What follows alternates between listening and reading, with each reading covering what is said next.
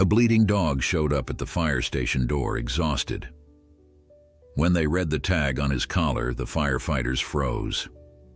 The morning shift at Millfield Fire Station 7 had started like any other. Captain James Reeves sat at his desk, buried under a mountain of paperwork that seemed to multiply overnight. 23 years on the job, and the administrative side never got easier. Outside his office window, he could see the rest of his crew going about their morning routines, cleaning equipment, checking supplies, performing maintenance on the trucks. A perfectly ordinary Thursday, until it wasn't. The banging on the station's side door cut through the quiet morning hum of activity. It wasn't the front entrance where visitors typically came, but the side door that led directly to the apparatus bay. The pounding was urgent, desperate. "Can someone get that?" James called out, rising from his chair. Something about the frantic nature of the knocking sent a spike of adrenaline through his system, the same feeling he got seconds before running into a burning building. Proby firefighter Aiden Chen was closest. Fresh out of the academy, the kid moved with the eager energy of someone still trying to prove himself. He pulled open the heavy metal door, and a collective gasp rippled through the station. There, collapsed on the threshold, was a dog. Not just any dog. A large German shepherd, its fur matted with blood and dirt, one leg clearly broken and held at an unnatural angle. The animal's sides heaved with labored breathing, and even from across the room, James could see it was in bad shape. Very bad shape. "Jesus Christ," muttered Frank Reynolds, the station's veteran driver. "Where did it come from?" Outside, there was no one in sight. Just an empty parking lot and the quiet street beyond. The dog had apparently made it to the fire station on its own, despite its horrific injuries. "Get the first aid kit," James ordered, moving toward the animal with measured steps. "And call Dr. Peterson at the animal hospital. Tell her it's an emergency." James approached slowly, knowing that injured animals could be unpredictable. Fear and pain made dangerous combinations in any living being. The dog's eyes, a deep amber color, tracked his movement, but it made no attempt to growl or back away. Instead, it seemed to sink further into itself, as if all remaining strength had been used to reach this doorway. "Hey there, buddy," James said softly, kneeling a few feet away. "You found the right place. We're going to help you." The dog's tail thumped once against the concrete floor, a weak gesture that nonetheless communicated understanding. It was strange, James thought. Despite its injuries, the animal seemed remarkably calm, almost as if it had deliberately sought them out. Aiden returned with the emergency medical kit they kept for treating pets rescued from fires. It wasn't comprehensive, but it would help stabilize the animal until they could get it to proper veterinary care. "Chief," Aiden said, his voice tight with emotion as he knelt beside the dog, "look at this." The young firefighter pointed to the animal's neck, where a worn leather collar was barely visible beneath the matted fur and dried blood. James leaned closer, gently moving the fur to reveal what had caught Aiden's attention. There, attached to the collar, was a small metal capsule, the kind often used to hold identification or medical information. But what made James's breath catch was the insignia stamped into the metal, the same fire department shield that was emblazoned on their own uniforms, only from a station number he didn't recognize. "What the hell?" Frank muttered, having moved closer to see for himself. "That's a department collar." James carefully unscrewed the capsule. Inside was a tightly rolled piece of paper. As he unfolded it, the entire crew gathered around, drawn by the mystery unfolding in their station. The note was handwritten in tight, urgent script. "His name is Valor, military trained. If he's come to you, it means we're in trouble. Coordinates enclosed. Please send help. Station 49. Below were a set of GPS coordinates and a desperate plea. "There's not much time left." James stared at the note, then at the dog, Valor, who looked back at him with those intelligent amber eyes. A chill ran down his spine as the implications sank in. Station 49 was over 30 miles away, situated near the edge of the Jefferson National Forest. It was one of the rural outpost stations, responsible for covering remote communities and forest areas, and according to this note, they were in serious trouble. "Get me a map," James ordered, rising to his feet. "And someone check those coordinates. Frank, radio dispatch and find out if there have been any communications from Station 49 today." "On it, Chief," Frank replied, already moving toward the radio. Aiden and Sarah Nguyen, the station's medic, were carefully examining Valor's injuries. "Multiple lacerations, probable broken ribs, definitely a fractured front leg," Sarah reported. "He's severely dehydrated too. Based on the wound patterns, I'd say he's been injured for at least 24-48 hours. "Which means he traveled 30 miles in that condition," James said quietly, the enormity of what the dog had accomplished settling over the room like a heavy blanket. "That's impossible," someone whispered. But the evidence was lying in front of them, its chest rising and falling with painful effort. Valor had somehow traversed 30 miles of difficult terrain with life-threatening injuries to deliver his message and seek help for his people. Frank returned, his expression grim. "Dispatch hasn't heard from Station 49 since yesterday morning. They've been trying to make contact for the past 3 hours with no response. The last report mentioned they were investigating smoke sightings deep in the forest. They were worried about early-season wildfires due to the drought." James looked at the map now spread across the table. The coordinates placed Station 49's last known location deep in a remote section of the National Forest, at least 7 miles from the nearest access road. "There was a storm front that moved through that area last night," Sarah said, still gently treating Valor's wounds. "Heavy rain, lightning strikes. Could have sparked a wildfire, especially with how dry it's been." James nodded, the pieces falling into place. "And if they were already out investigating—" "Chief," Frank interrupted, his voice uncharacteristically uncertain. "Station 49 has 5 firefighters assigned to it. If they've been out of contact since yesterday morning—" The implications hung in the air. A wildfire, a trapped crew, no communications, and a desperate last resort, sending their trained service dog to find help, even with its own terrible injuries. "How did he know to come here?" Aiden asked, looking up from where he was helping Sarah apply a temporary splint to Valor's leg. "We're not the closest station to them." James knelt down again, meeting those intelligent amber eyes. "Because we're the only station between them and the forest with a water rescue team and advanced medical capabilities. He wasn't just looking for any help. He was looking for the right help." The dog's tail thumped again, as if confirming James's theory. "Dr. Peterson is on her way," another firefighter announced, hanging up the phone. "She'll be here in 10 minutes. "Dispatch is sending all available Forest Service units to the coordinates," Frank added. "They're also scrambling helicopter support from the next county, but with the weather conditions, they're not sure when they'll be able to fly." James straightened up, decision made. "We're not waiting. Frank, get the rescue truck ready. Sarah, prep your advanced medical kit. Aiden, gather the wildland firefighting gear. We leave as soon as Dr. Peterson gets here to take care of Valor." "Shouldn't we wait for Forest Service backup?" Frank asked cautiously. "If Valor traveled 30 miles with these injuries to find us," James said, looking at the determined animal still watching them despite its pain, "then whatever is happening at those coordinates can't wait for bureaucratic approvals and ideal weather conditions. 5 of our own are out there." The station burst into coordinated activity, each firefighter moving with practiced efficiency. As equipment was loaded and preparations made, James returned to Valor's side. The dog's condition was stabilizing somewhat under Sarah's care, but he was still in critical condition. "You did it, boy," James said softly, gently stroking the dog's head. "You found us. Now we're going to find them."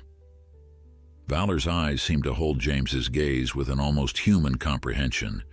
Then, With what appeared to be immense effort, the dog tried to stand.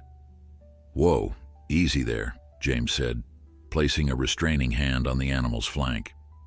"You've done your part, you need to rest now." But Valor was insistent, struggling against his own failing body, whining softly. "He wants to go with us," Sarah said, watching the dog's determination with amazement. "He's trying to lead us back." James shook his head. "You can't, buddy. You've done more than enough already." The sound of a vehicle pulling up outside announced Dr. Peterson's arrival. The veterinarian rushed in with her assistant, medical bag in hand, and immediately knelt beside Valor. "My God," she breathed, taking in the extent of the dog's injuries. "How is he even conscious? These wounds." "He traveled over 30 miles like this," James explained, quickly filling her in on the situation while she began examining Valor. Dr. Peterson's experienced hands moved carefully over the animal's body, her expression growing increasingly concerned. "He needs immediate surgery, fluid therapy, blood transfusion, multiple traumas, severe blood loss, probable internal injuries." "Will he make it?" James asked. The veterinarian met his eyes with professional honesty. "I don't know. The fact that he's still alive after what he's been through speaks to an extraordinary will to survive. But he's in critical condition." As they prepared to transfer Valor to the animal hospital, James carefully removed the collar with its vital message, knowing they would need it. The dog whined again, still trying to rise despite his failing strength. "Listen to me, Valor," James said firmly, looking directly into those amber eyes. "I promise you we're going to find your people, but you have to let Dr. Peterson take care of you now. That's an order, soldier." Whether it was the tone of command or the last of his strength finally giving out, Valor stopped struggling. His eyes, however, remained fixed on James with an intensity that communicated more clearly than words ever could. Find them. Save them. As the veterinary team carefully moved Valor onto a stretcher, James stood and turned to his crew, now fully equipped and ready. The collar with its mysterious insignia and life-or-death message weighed heavily in his hand. "Let's move out," he ordered, his voice leaving no room for hesitation. "We have firefighters to find." What none of them realized as they departed was that the mystery of Valor's collar and the shocking truth it would eventually reveal was only beginning to unfold. The Millfield Fire Station 7 rescue truck tore through the winding forest roads, lights flashing but sirens silent. James knew that in these remote areas, sound could be misleading, bouncing off hillsides and sending help in the wrong direction. They needed precision now, not noise. "We're about 5 miles from the nearest access point to the coordinates," Frank announced, expertly navigating the increasingly narrow roads. "After that, it's on foot." In the back of the rescue vehicle, Sarah and Aidan reviewed topographical maps and the sparse information they had about Station 49. Neither spoke about what was on everyone's mind. If Valor had traveled 30 miles in his condition, what desperate circumstances had driven him to make such a journey? James's radio crackled. "Chief Reeves, this is dispatch. Forest Service reports deteriorating conditions in your target area. Visibility dropping due to heavy fog rolling in. They're advising to hold position until morning." James exchanged glances with Frank. Waiting until morning could mean the difference between a rescue and a recovery mission. "Copy that, dispatch," James replied. "We're continuing as planned. Keep trying to establish contact with Station 49 and relay any communication immediately." "Understood, Chief. Be advised. Helicopter support is officially grounded due to weather. You're on your own out there until conditions improve." The weight of that reality settled over the rescue truck. Whatever they found at those coordinates, they would face it with limited resources and no immediate backup. 5 lives, James said quietly, more to himself than his team. Worth the risk. Meanwhile, at Millfield Animal Hospital, Dr. Peterson worked frantically to save Valor's life. The operating room had been prepared before their arrival, and the dog was immediately rushed into surgery. "Blood pressure's dropping," her assistant called out as they transferred Valor onto the operating table. "Start the transfusion and push the fluids," Dr. Peterson ordered, already making her initial incision to address what the preliminary scans had shown was internal bleeding. What she found inside the dog's body told a story of remarkable endurance. Valor had suffered multiple injuries consistent with falling from a significant height, perhaps down a ravine or hillside. 3 broken ribs, a ruptured spleen, the fractured leg they had already identified, and numerous lacerations and puncture wounds. "This doesn't make sense," Dr. Peterson muttered as she worked to repair the damaged organs. "He shouldn't have been able to walk, let alone travel 30 miles. Her assistant monitored the dog's vital signs, shaking her head in disbelief. It's like he refused to acknowledge his injuries. Some animals can push through incredible pain when driven by a powerful enough motivation, Dr. Peterson replied, carefully suturing a tear in Valor's liver. The question is, what could be so important that it would drive him to this extreme? As she continued working, she noticed something odd about one of the puncture wounds on Valor's side. Unlike the others, this one had clean edges and unusual depth. "This isn't from a fall or impact," she said, probing the wound carefully. "This looks like..." She paused, a chill running through her. "This looks like a knife wound." The implications of that discovery hung in the sterile air of the operating room. If true, it meant Valor's injuries weren't just the result of a natural disaster or accident. Someone had deliberately tried to stop him from completing his mission. Back in the forest, James and his team had reached the end of the navigable road. Before them stretched dense woodland, the trees pressing close together under a canopy that blocked most of the fading daylight. The fog that dispatch had warned about was already visible in ghostly tendrils between the trunks. 5 miles to the coordinates, James said, shouldering his pack. "We move fast, stay together. Radio check every 15 minutes with the station." They set out in single file, Frank leading with the GPS, followed by James, Sarah, and Aidan bringing up the rear. The forest floor was a treacherous maze of exposed roots, fallen logs, and loose stones made slippery by the recent rain. Progress was slower than James had hoped, each step requiring careful placement. An hour into their trek, they came across their first sign that they were on the right track, a piece of yellow emergency tape, the kind used by fire crews to mark a path, fluttered from a branch. "Station 49 was here," Frank confirmed, examining the tape. "Recently, too." James nodded, feeling a mix of hope and dread.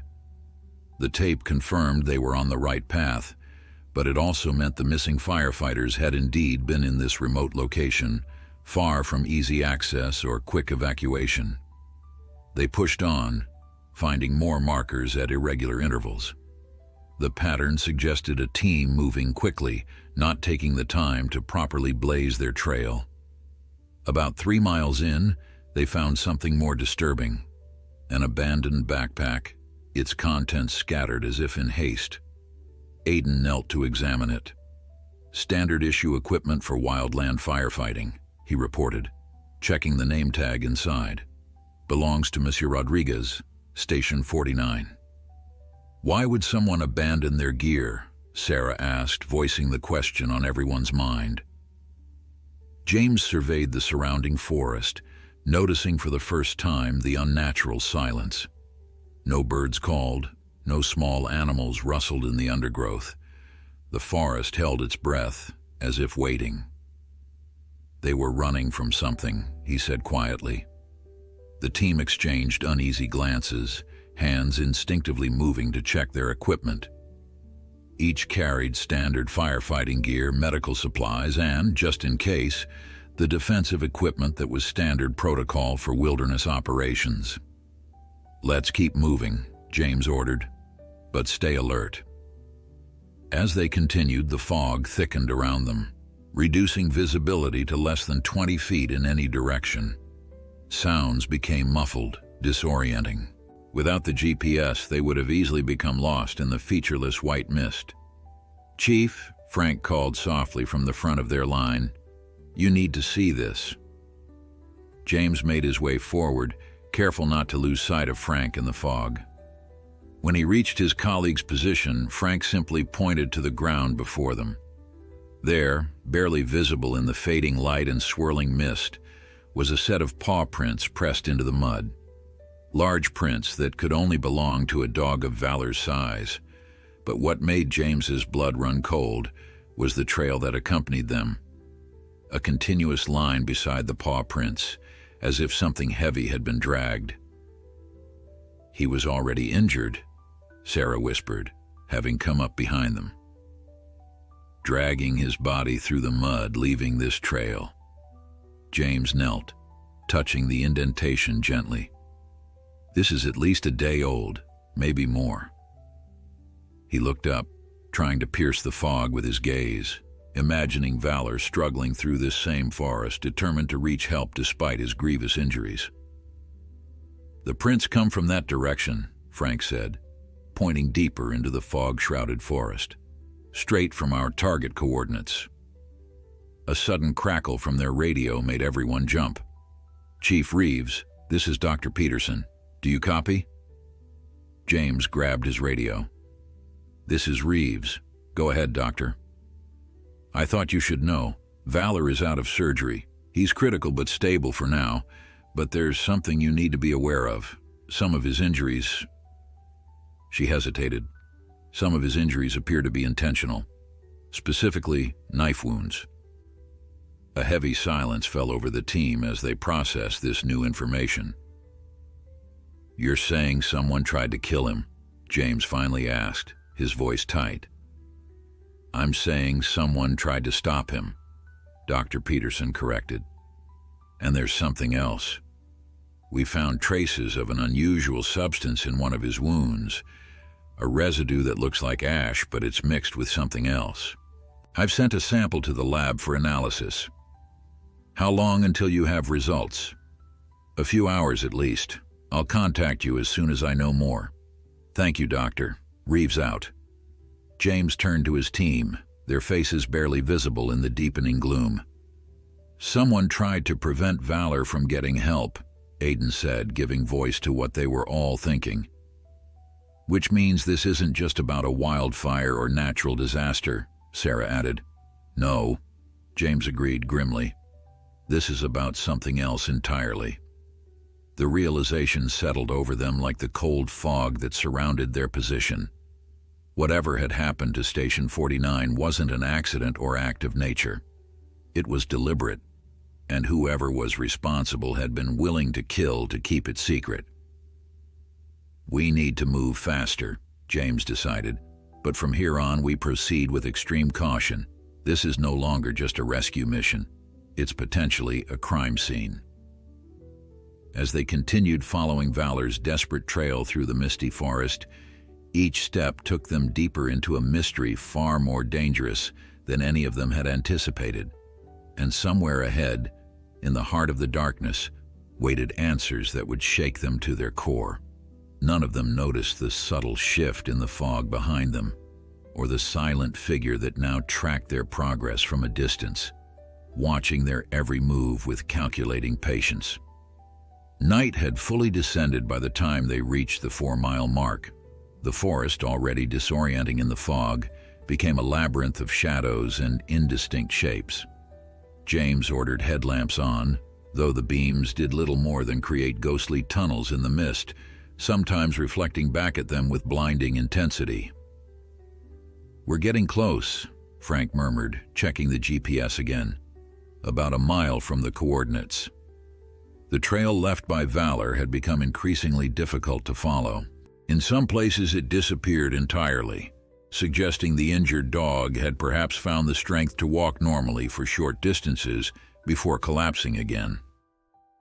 The thought of such determination amid terrible pain made James's chest tighten with both admiration and dread. "Hold up," Aiden said suddenly, raising his hand. Everyone froze. "Do you smell that?" They all did. Beneath the damp earthiness of the forest floor and the clean scent of pine came another odor, acrid, chemical, and distinctly out of place in these natural surroundings. "That's not wildfire," Frank said, his voice low. "No," James agreed, remembering similar smells from industrial accidents he'd responded to over the years. "That's chemical burning." They advanced more cautiously now, the foreign smell growing stronger with each step. About 200 yards further, Aiden's light caught something reflective on the ground. "Chief," he called softly.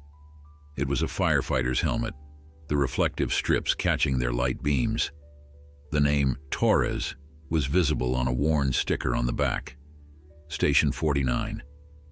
But it wasn't the abandoned equipment that made them all stop breathing for a moment. It was the condition of the helmet. The tough composite material was melted on one side, as if exposed to heat far beyond what standard wildfires produced. "What could do this?" Sarah whispered, running a gloved finger over the deformed surface. "Nothing natural," Frank replied grimly.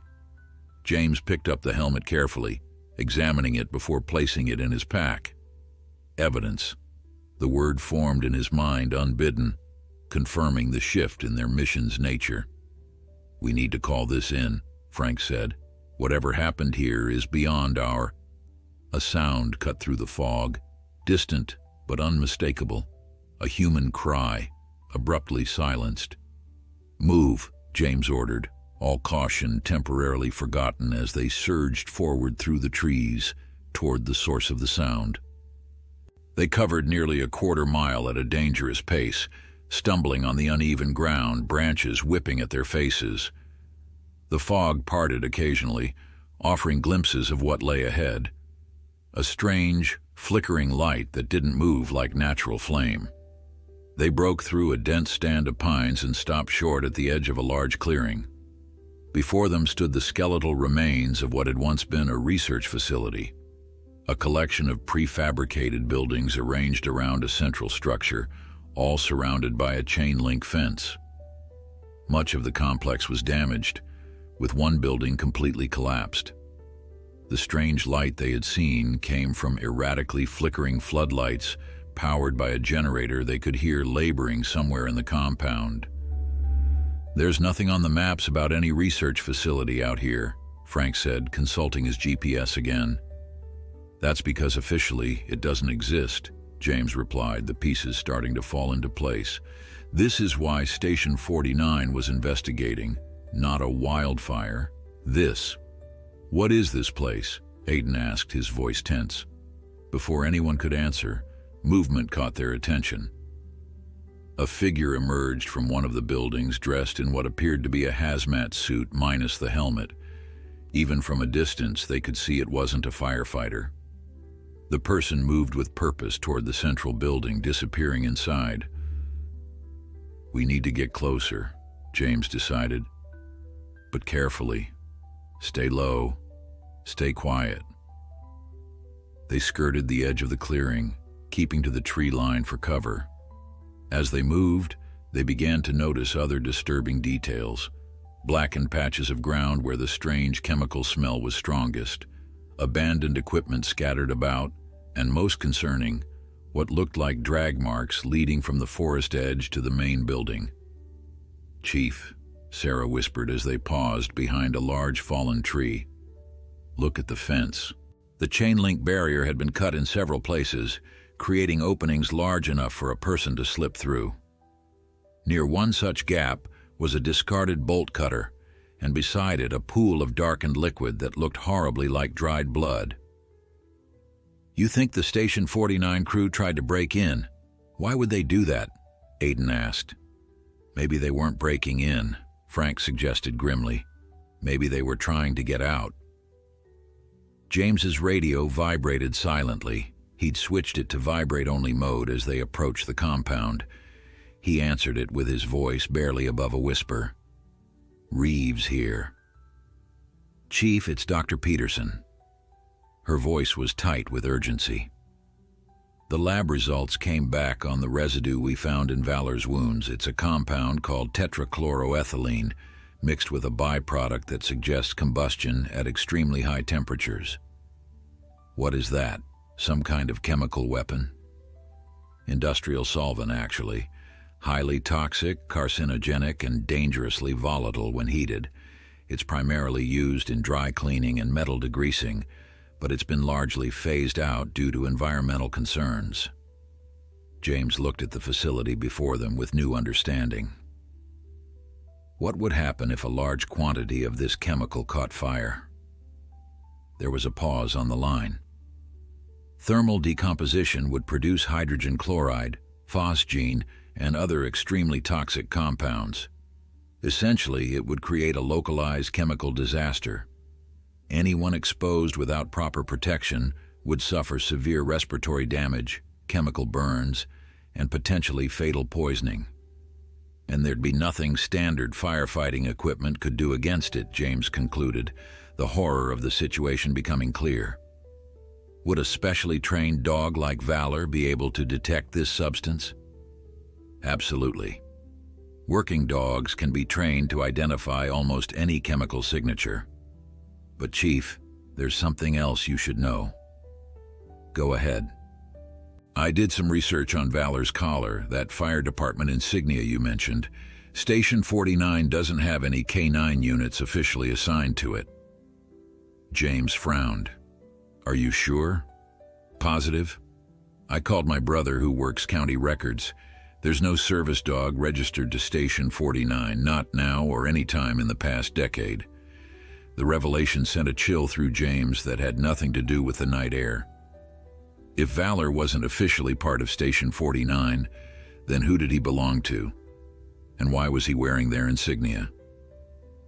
Thanks, Doctor. Keep this information confidential for now. Of course. And Chief? Valor keeps trying to get up. Even sedated, he's fighting to leave. It's like he knows there's still work to be done. James ended the call and turned to his team, sharing what he'd learned in hushed tones. So, we've got an unregistered military-trained dog, an off-the-books chemical facility, and 5 missing firefighters, Frank summarized. This is way above our pay grade, James. Maybe so, James agreed. But we're here now, and our people might still be alive in there. A sudden movement at the main building caught their attention. 2 figures in hazmat suits emerged, dragging what appeared to be a body between them. The person was clearly unconscious or dead, dressed in the unmistakable turnout gear of a firefighter. That's it, James said. Decision made. We're going in. Sarah, you and Aiden circle around to the east side. Frank and I will approach from this direction. Stay in radio contact. Observe only. We need to know what we're dealing with before we make any rescue attempt. And if we're spotted, Aiden asked, retreat immediately to the rendezvous point we passed half a mile back. No heroics. They checked their equipment one final time. Each carried a tactical flashlight, radio, basic medical supplies, and the standard tools of their profession. Not exactly an assault team's gear, but they would have to make do.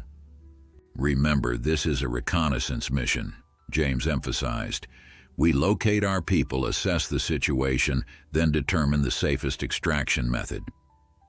As Sarah and Aiden slipped away to circle the compound, Frank turned to James.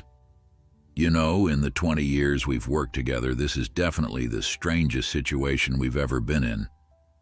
Let's hope it doesn't become the deadliest, James replied, his eyes fixed on the facility where fellow firefighters were being dragged like refuse. They waited until Sarah radioed that she and Aiden were in position, then moved toward the fence. The gap they'd identified earlier provided easy access, though James couldn't shake the feeling they were walking into a trap. As they slipped through the opening, Frank suddenly grabbed James's arm, pointing silently to the ground. There, barely visible in the mud, was a fresh paw print, the same size as Valor's. But this couldn't have been made during his desperate journey to the fire station. This print was new, made within hours, which meant only one thing. There was another dog, and somewhere in the darkness surrounding them, it was watching. James and Frank navigated the compound with practiced stealth, staying within the shadows cast by the erratic floodlights.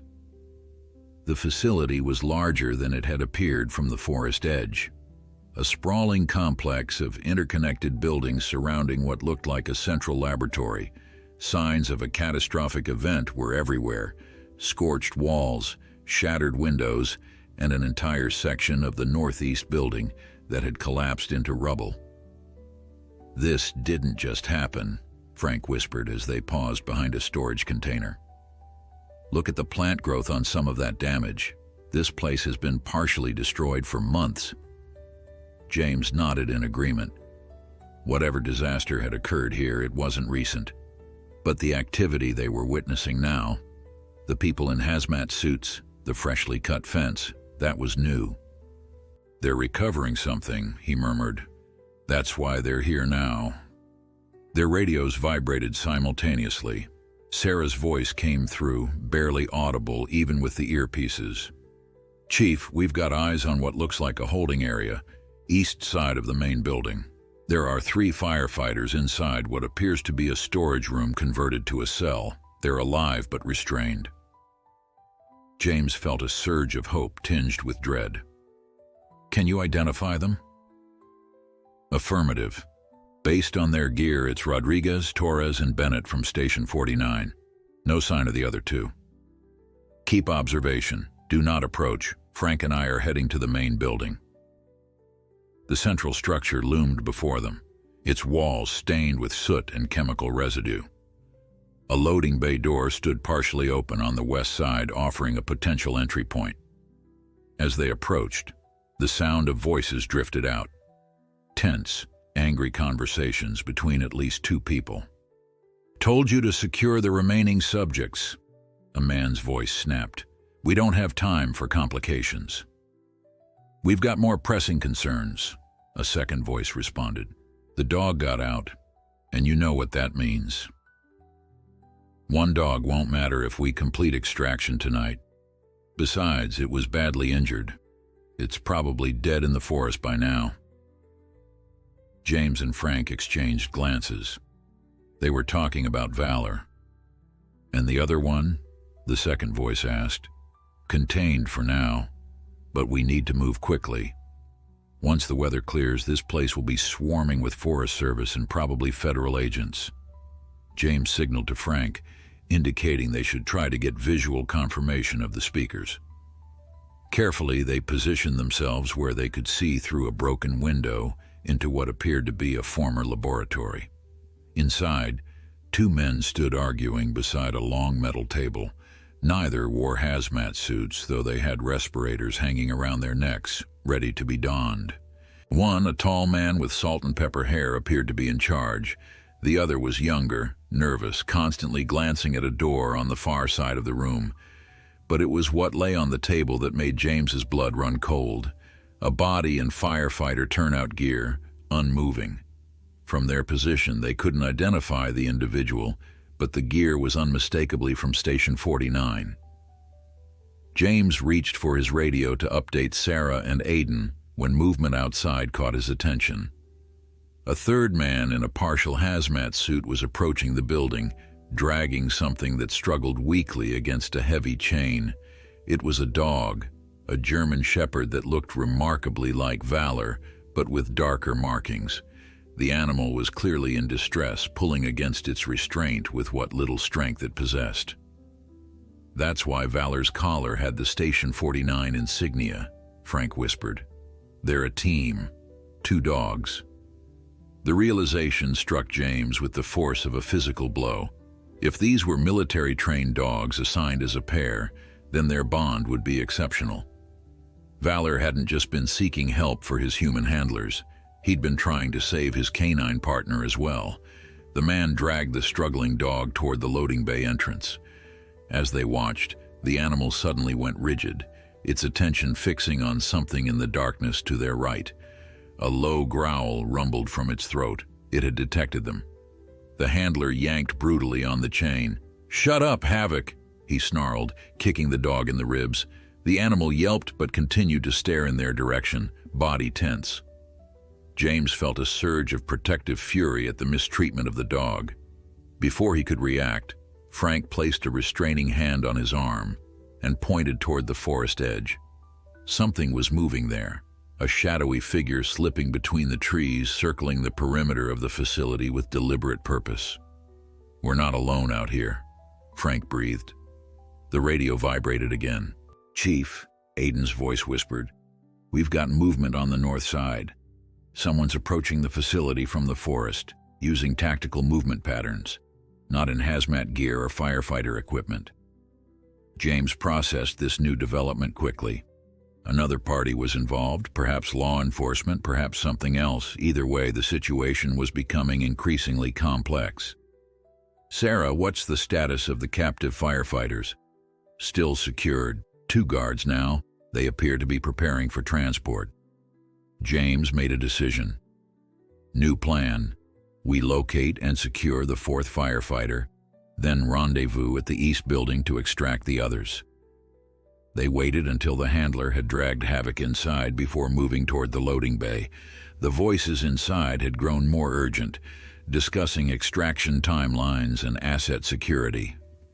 James caught fragments of conversation that mentioned Project Cerberus and containment protocols, none of which made any sense without context. They reached the partially open door and peered inside. The laboratory was a scene of controlled chaos. Scientific equipment, much of it damaged, lined the walls. Locked cabinets with biohazard symbols stood alongside computer workstations. The firefighter on the table remained motionless, while Havoc had been chained to a support column, still watching the doorway where James and Frank hid. The leaders were now examining something on a computer screen, their backs to the door. The handler stood near Havoc, adjusting something on his respirator. James signaled to Frank. This might be their only opportunity to get inside and assess the situation more closely. They would need to neutralize the handler first, then deal with the other 2 men. Frank nodded his understanding, readying himself for action. They had the element of surprise and years of experience in rapidly changing emergency situations. It wasn't ideal, but they had no choice. Just as they prepared to move, a deafening alarm blared through the compound. Red emergency lights began flashing in sequence around the perimeter. Inside the lab, the 2 leaders spun around, faces registering shock and then anger. "Perimeter breach, north sector," a voice announced over an intercom system. "Secure the specimens," the older man ordered. "Prep for immediate evacuation." The handler moved to grab Havoc's chain, but the dog was already on high alert, teeth bared in a silent snarl.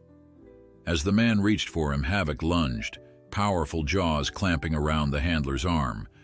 The man screamed, falling backward as the dog maintained its grip. "Shoot that damn animal," the leader shouted, reaching for something in his jacket. It was the distraction they needed. James and Frank burst through the door, the chaos of the alarm and the dog attack providing perfect cover. Frank tackled the younger leader while James moved toward the older man who was now drawing a handgun. "Fire department," James shouted, driving his shoulder into the man's midsection before he could aim the weapon. They crashed into a cabinet, glass shattering around them as they fell to the floor. The gun skittered away across the smooth surface as James pinned the man down. "Don't move," he ordered, though the command was hardly necessary with his weight pressing the air from the man's lungs. Frank had already subdued the younger leader, using zip ties from his utility belt to secure the man's hands behind his back. The handler was still struggling with Havoc, blood streaming from his arm where the dog's teeth had sunk deep. "Check the firefighter," James directed Frank, maintaining pressure on his captive. Frank moved quickly to the table, feeling for a pulse on the unconscious firefighter. "Alive," he confirmed. "It's Captain Lewis from Station 49. He's been drugged by the looks of it, but his vitals are stable." James looked toward Havoc, who had finally released the handler. The man lay moaning on the floor, clutching his mangled arm. The dog stood over him, hackles raised, ready to attack again if necessary, but its attention wasn't on the handler anymore. It was focused entirely on James. Recognition flickered in the animal's intelligent eyes. It could smell valor on him. "It's okay, boy," James said softly. "We're here to help. We've seen Valor. He's safe." At the mention of his partner's name, Havoc's posture changed. The aggression drained away, replaced by an almost desperate alertness. A high-pitched whine escaped the dog's throat. "That's right," James continued, his voice steady and reassuring. "We're going to get all of you out of here." The alarms continued to blare as James secured his captive with more zip ties. Whatever was happening at the north perimeter had thrown the facility into chaos, and they needed to use that to their advantage. "Let's move," he told Frank, who was already checking Captain Lewis for injuries. "We need to link up with Sarah and Aiden and get our people out of here." Havoc, seemingly understanding their intentions, moved to the doorway, standing guard as they prepared to transport the unconscious firefighter. Despite his obvious mistreatment, the dog's training was asserting itself. He was back on duty, ready to protect. Outside, the sound of gunfire erupted from the north side of the compound. Whoever had breached the perimeter wasn't coming in peace, and the night's darkest secrets were only beginning to surface. With Captain Lewis secured on a makeshift stretcher using lab coats and equipment poles, they prepared to move. Frank had found a set of keys on one of their subdued captives and used them to free Havoc from his chain.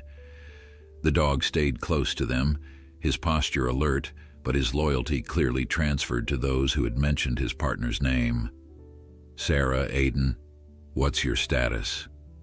James spoke into his radio, keeping his voice low despite the blaring alarms. "Still at the East Building," Sarah responded. "The guards are agitated because of the alarm. They're arguing about evacuation protocols. We've got Captain Lewis and are heading your way. Be prepared to move quickly." "Copy that. Be advised. Whoever breached the north perimeter appears to be engaging security personnel. We're hearing sustained gunfire." James looked at Frank. "This is going to get a lot more complicated before it gets simpler." "Story of our careers," Frank replied grimly, taking one end of the stretcher. They moved cautiously through the facility, Havoc leading the way. The dog seemed to know exactly where they needed to go, pausing at intersections to ensure the path was clear before proceeding. His training was evident in every calculated movement. "He's not just a detection dog," Frank observed as they followed Havoc down a corridor. "Look at his movement patterns. That's tactical training." James had noticed the same thing. Havoc moved like a military or police canine, using corners for cover, checking blind spots, and maintaining awareness of their position at all times. If Valor possessed the same level of training, it explained how he had managed to navigate 30 miles of wilderness with life-threatening injuries to find help. They reached a junction where two corridors met. Havoc suddenly froze, hackles rising as he stared down the right-hand passage. The dog's body language was unmistakable, danger ahead. James signaled Frank to lower the stretcher, and they pressed themselves against the wall. Moments later, two security personnel rushed past the intersection, heading toward the north sector where the gunfire continued. They were armed with what looked like military-grade weapons, far more firepower than should be present at any legitimate research facility. Once the guards had passed, Havoc led them forward again, this time with even greater caution. They were approaching the east wing where Sarah and Aiden had reported seeing the captive firefighters. "Something's not right about any of this," Frank whispered as they moved. "These dogs, this facility, armed guards. What were our people even doing out here?" James had been pondering the same question. "I think they stumbled onto something they weren't supposed to see. Wrong place, wrong time." They reached a set of double doors marked Storage Sector E. Beyond these would be the room where their colleagues were being held. James contacted Sarah again. "We're outside the East Storage area. What's the situation inside?" "One guard now," she replied. "The other left when the alarm sounded. 3 firefighters still secure. We're coming in, be ready to assist. James assessed their options. With Captain Lewis unconscious and needing protection, their tactical choices were limited. Frank would need to stay with him, which meant James would have to neutralize the guard, preferably without alerting others in the facility. "I've got an idea," he told Frank, kneeling beside Havoc. The dog watched him with intelligent eyes as James removed his outer jacket and wrapped it around his hand and forearm, creating a makeshift bite sleeve similar to those used in canine training. He looked directly at Havoc, speaking calmly but firmly. "Havoc, we need your help. There's a bad person on the other side of this door who's hurting your friends." The dog's ears perked forward, his attention completely focused on James. Whether he understood the specific words or simply the intent behind them was unclear, but his posture showed readiness.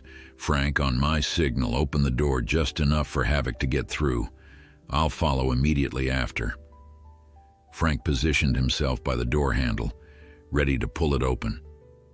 James nodded at Havoc, then gave the command that he hoped would transcend specific training protocols. "Havoc, protect." Frank pulled the door open, and Havoc shot through the gap like a missile, utterly silent in his attack. James followed immediately after, witnessing the guard's shock as 90 pounds of highly trained German Shepherd launched at him, latching onto the makeshift sleeve James had created with his jacket. The guard fell backward, his weapon clattering to the floor as Havoc maintained his grip. James moved quickly to secure both the weapon and the guard, who was now pinned to the ground by the dog's weight. Sarah and Aiden emerged from their hiding place nearby, rushing to assist. The 3 captive firefighters were indeed Rodriguez, Torres, and Bennett from Station 49, all restrained with zip ties to metal pipes running along the wall. They looked exhausted and showed signs of rough treatment, but appeared otherwise unharmed. "Cavalry's here," James announced as Aiden began cutting through their restraints. "About damn time," Rodriguez replied, her voice hoarse but relieved. "Where's Lewis and Parker?" "We've got Lewis. He's outside with Frank. No sign of Parker yet." Torres, now freed from his restraints, rubbed his wrists to restore circulation. "They took Parker to the north building. Something about enhanced interrogation. He's the one who figured out what they're doing here." "And what exactly is that?" James asked, securing the guard that Havoc had subdued. Bennett, the youngest of the Station 49 crew, looked up with haunted eyes. "They're weaponizing the dogs, chemical enhancement and neural conditioning. Project Cerberus, they call it." A chill ran through James as he glanced at Havoc, who had released the guard at James's command and now stood vigilantly by the door. The dog showed no signs of chemical enhancement. He looked like an ordinary, if exceptionally well-trained, German Shepherd. "The dogs were the test subjects," Rodriguez explained, seeing James's confusion. "Valor and Havoc were the only 2 who survived the initial trials. The rest—" She shook her head, unable to continue. "But that doesn't explain the chemical spill, the damage to the facility," Aiden pointed out. Torres took up the explanation. "About 6 months ago, there was an accident. One of the test batches reacted badly with another compound they were using, created a chemical fire that couldn't be extinguished with conventional methods. Half the research staff died, and the facility was abandoned. At least it was supposed to be. We got called out to investigate reports of smoke," Rodriguez continued. "What we found instead was a team returning to salvage data and equipment, and the dogs. They were particularly interested in the dogs. When they realized we'd discovered them, they decided to keep us quiet," Bennett added. "They've been interrogating us one by one, trying to figure out how much we know and who we might have told." James processed this information quickly. "So the team that's here now isn't the original research staff?" "No," Torres confirmed. "There's something else. Military contractors maybe, or private security for whoever was funding the project. They're just here to clean up the mess and recover anything valuable." The pieces were starting to fit together. The secret facility, the weaponized dogs, the desperate cover-up operation. But one major question remained. How did Valor get away? A grim smile touched Rodriguez's lips. Parker. When they first captured us, he managed to release Valor and ordered him to find help. They shot at the dog as he escaped, but couldn't stop him. That's when they decided to keep Havoc chained up so tightly. James thought of Valor, fighting through his injuries on a desperate 30-mile journey to bring help to his handlers and his partner. The dog's extraordinary courage suddenly seemed even more remarkable. We need to find Parker and get all of you out of here, James decided. Whatever's happening on the north side of the compound might be our best chance for extraction. Almost on cue, a massive explosion rocked the facility. The lights flickered and dust rained down from the ceiling. That wasn't gunfire, Frank observed from the doorway, where he'd been keeping watch with Captain Lewis. That was a shaped charge. Someone's not just attacking this place, they're trying to destroy it. Or bury what's inside it, Torres suggested. The implication hung heavy in the air. If someone was willing to demolish an entire research facility to keep its secrets, they wouldn't hesitate to eliminate witnesses. James made a quick decision. We move now. Sarah, you and Aiden help Frank with Captain Lewis. The rest of you stay close to me. Havoc will take point. The dog's ears perked up at the sound of his name, and he moved to the doorway, ready to guide them. What about Parker? Bennett asked. North Building is where the explosion came from, James replied. If he's there, we'll find him on our way out, but first priority is getting all of you to safety. As they prepared to move out, James's radio vibrated with an incoming transmission. He expected it to be dispatch checking their status, but instead, a woman's voice he didn't recognize came through, clear and authoritative. Firefighter team in the facility. This is Federal Agent Diana Mercer. If you can hear this, proceed to the west extraction point immediately. I repeat, proceed to the west extraction point immediately. You have less than 15 minutes before this entire compound is neutralized. James exchanged looks with the others.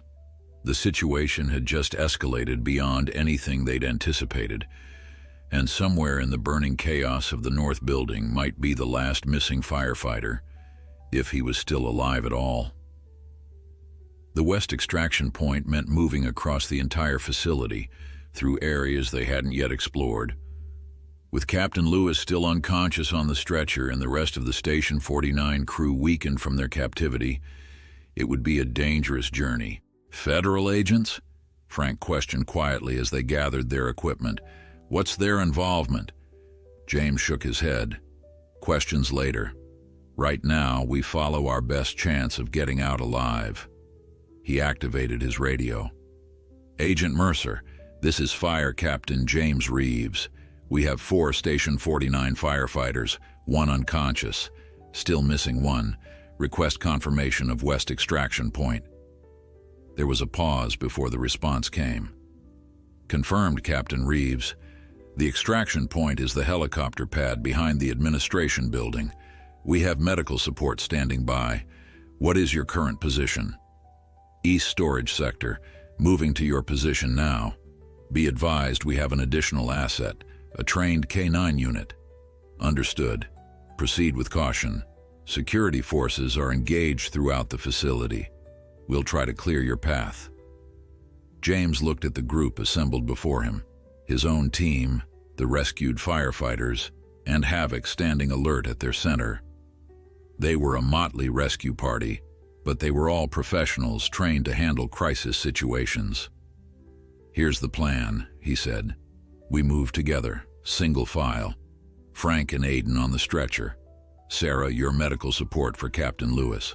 Rodriguez, Torres, and Bennett stay between us. Havoc and I will take point. What about Parker? Bennett insisted. We can't just leave him. James understood their loyalty. Firefighters never left their own behind. But he also had to weigh the safety of those already rescued. against the uncertain fate of one man. The north building is on our way to the extraction point, he decided. We'll assess the situation when we get there. If there's a chance to get Parker out safely, we'll take it. This compromise seemed to satisfy the Station 49 crew. They began moving, Havoc leading with uncanny awareness of their surroundings. The dog seemed to intuitively understand their need for stealth and safety, choosing routes that provided cover and avoiding open areas whenever possible. They made their way through the facility, encountering signs of hasty evacuation, abandoned equipment, spilled chemicals, doors left ajar. The occasional distant gunfire suggested the confrontation on the north side was ongoing, drawing attention away from their movement. "So what is Project Cerberus exactly?" James asked Rodriguez quietly as they navigated a long corridor. "From what we could gather, they were trying to create the perfect military working dog," she replied. "Enhanced strength, stamina, sensory perception, but it was the neural conditioning that was most disturbing, programming the animals to perform complex tasks with absolute loyalty while suppressing their self-preservation instincts." James watched Havoc moving ahead of them, alert and purposeful. "It doesn't look like they succeeded. Havoc seems like a normal dog, just exceptionally well trained." "That's the thing," Torres joined in. "Valor and Havoc were the control subjects, baseline specimens to compare against the enhanced dogs. But after the accident, they were the only ones that survived. Which makes them incredibly valuable," Rodriguez added. "Living proof of the project's potential. That's why they came back for them." Another explosion rocked the building closer this time. Dust and small debris rained down from the ceiling. Havoc stopped, ears perked forward, body tense. "Someone's coming," James warned, signaling everyone to take cover in a recessed doorway. Heavy footsteps approached from around the corner ahead, multiple individuals moving quickly. Havoc pressed himself against James's leg, silent but ready. A squad of 4 security personnel rushed past their hiding place, heading toward the source of the explosion. They wore tactical gear and carried automatic weapons, completely focused on whatever threat lay ahead. "Those aren't regular security guards," Frank whispered once they'd passed. "That's paramilitary." "Whoever's attacking this place has serious opposition," James agreed. They continued forward, now moving with even greater caution. As they approached the junction that would lead them toward the north building, a new sound reached them, the rhythmic thudding of helicopter rotors. "Extraction team must be getting into position," James said. They rounded a corner and found themselves facing a scene of destruction. The corridor ahead had partially collapsed, flames visible through the rubble. The north building was clearly accessible only to those willing to crawl through fire and unstable debris. "Parker could still be in there," Bennett said, staring at the flames with desperate worry. James assessed the situation quickly. The structural damage was severe, and the fire was feeding on chemicals that gave off toxic fumes. It would be suicide to attempt passage. "I'm sorry," he told the Station 49 crew. "We can't go that way." Rodriguez looked devastated but nodded in understanding. "Parker would tell us to get everyone else out first. That's the protocol." "We need to find another route to the extraction point," James decided. Havoc, who had been studying the collapsed corridor, suddenly turned and began moving purposefully down an adjoining hallway. He stopped after a few paces, looking back at them expectantly. "I think he's showing us an alternative path," Frank said. With no better options, they followed the dog through a maze of smaller corridors and service passages. It was as if Havoc had a mental map of the entire facility, navigating with confidence through areas that would have taken them valuable time to explore otherwise. "How does he know where to go?" Aiden asked as they maneuvered the stretcher through a tight passage. "These dogs were kept here for months," Torres explained. "They probably know every inch of this place." They emerged into a wider area that appeared to be a decontamination chamber. On the far side, a set of double doors bore the label Administration Sector. "We're getting close to the west side," James said with relief. As they crossed the chamber, Havoc suddenly stopped again, his attention fixed on a small service door they had nearly passed. The dog whined softly, pawing at the door, then looked back at James with an intensity that couldn't be ignored. "What is it, boy?" James approached the door, which was labeled Maintenance Access. Havoc's agitation increased, his whining becoming more urgent. James tried the handle, finding it locked. "Stand back," he said, before using a Halligan tool from his belt to force the lock. The door swung open to reveal a narrow maintenance shaft with a ladder leading down to a lower level. Havoc immediately attempted to enter, but James held him back, shining his flashlight into the darkness. The beam illuminated a small service area about 10 feet below, and there, huddled against a wall, was a man in torn firefighter gear. "Parker," Bennett exclaimed, recognizing him immediately. The firefighter looked up, his face bloodied but his eyes alert. "About time you guys showed up," he called weakly. "How did you get down there?" James asked as he assessed the situation. "Maintenance shaft connects to the north building sublevels," Parker explained. "When the first explosion hit, I managed to break away from my guards. Figured this was my best chance to hide." "Can you climb up?" Parker shook his head. "Legs broken. They weren't exactly gentle during interrogation." This complicated their extraction significantly. They had less than 10 minutes to reach the helicopter pad, and now they needed to rescue an injured man from a confined space. "We'll lower a rescue line," James decided. "Aiden, get the rope from your pack." As they prepared for the rescue, James marveled at Havoc's intelligence. The dog had somehow known Parker was down there despite having no visual cues or obvious sounds to guide him. "Their bond goes beyond normal service animals," Rodriguez said, noting James's expression. Part of the project was enhancing the empathic connection between handlers and dogs. Havoc knew Parker was alive, and he knew exactly where to find him. Using improvised harness techniques, they managed to lift Parker from the maintenance shaft. His injuries were severe, multiple fractures, contusions, and probable internal bleeding, but his spirit remained unbroken.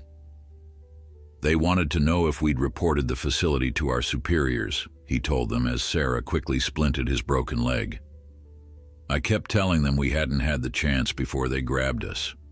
Don't think they believed me." "Save your strength," James advised.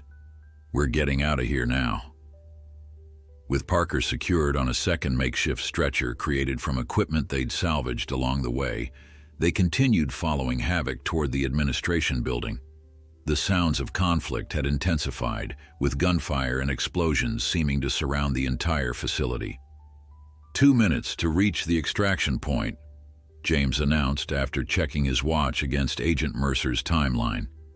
They pushed forward with renewed urgency, Havoc leading them unerringly through the complex.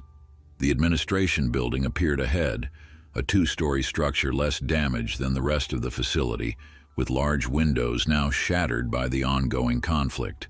As they approached the final stretch, Havoc suddenly skidded to a stop, his posture changing to high alert. A growl rumbled deep in his chest as he stared down the corridor ahead. "What is it?"